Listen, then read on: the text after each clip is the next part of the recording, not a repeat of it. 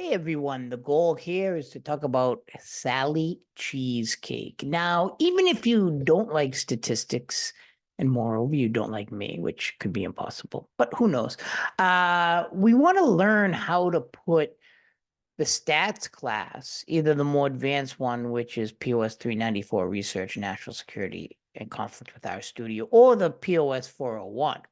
Now, this is just a sample resume, Sarah Cheesecake. You put the email, phone number. I don't like putting addresses on, but you can do it. And then your LinkedIn, if you have it, your education. Now, this is where you would put it under something like educational experience, professional experience, obviously down there. But how would you put something like this on there? Well, I just kind of created this idea pre-law society. You put it there, a couple bullet points. These are a little space so you can see it better. So this is geared towards two courses.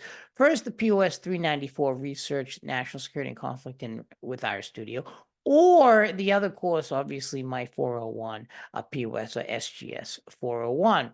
So on the first part, if you are in the course that's more advanced, you would definitely want to write something like something similar to worked with professor on special research topics in a grant funded course, right? In grant funded course, you can do it because these are like kind of shorter sentences, but I guess to put it correctly, you'd want to put in a grant funded course. So what you would do there is essentially stress the fact that this was a grant funded course if you're in that course. People love that, right? Because I got a grant to give that course to just online students, and you participated in it. And you completed a rigorous course based on statistical analysis. This is one here. Now, you wouldn't put all of these on there, obviously. You'd want maybe 2, 3, 4, depending on you. But if you are interested in really focusing on the statistical aspect, you could write something like develop statistical encoding skills through R and R Studio. And I was going to say something like, such as regression, etc. You could also say ran advanced models such as linear regression and Nova and chi-square. If you wanted to really get deep into statistics and to show your knowledge, you could say, generated complex, beautiful visualizations.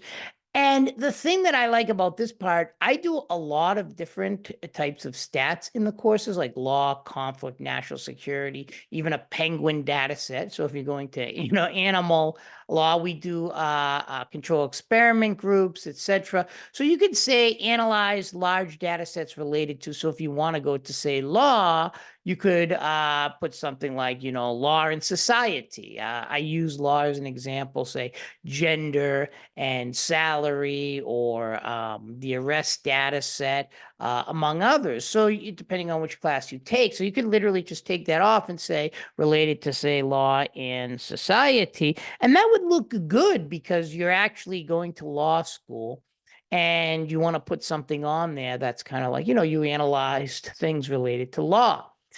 If you don't want to get into too deep into the statistical part, you could still focus on things you develop, like developed analytical skills related to complex research problems, because you did do that. And anyone who completes the statistics class, whether it's this upper level POS 394, the POS SGS 401, you should be proud of yourself because, a lot of people don't have these skills.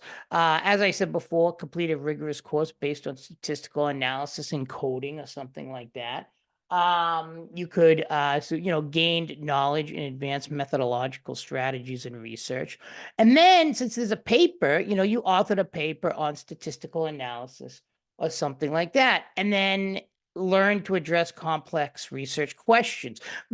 These ones are very important because, like, learn to address complex research questions focuses on the fact that you did take this higher level, rigorous course, although I don't know how rigorous it is or how much effort you put into it. Everyone is different, but you did, and you should be proud of yourself if you're able to do a lot of this stuff. But let's say you want to go on and you don't really want to do anything statistically related, you still did a lot of research on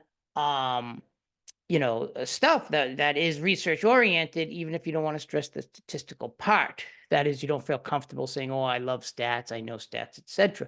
So there's a lot. These are just some examples of what you could put on your resume, and these are really good. I had a student a while back who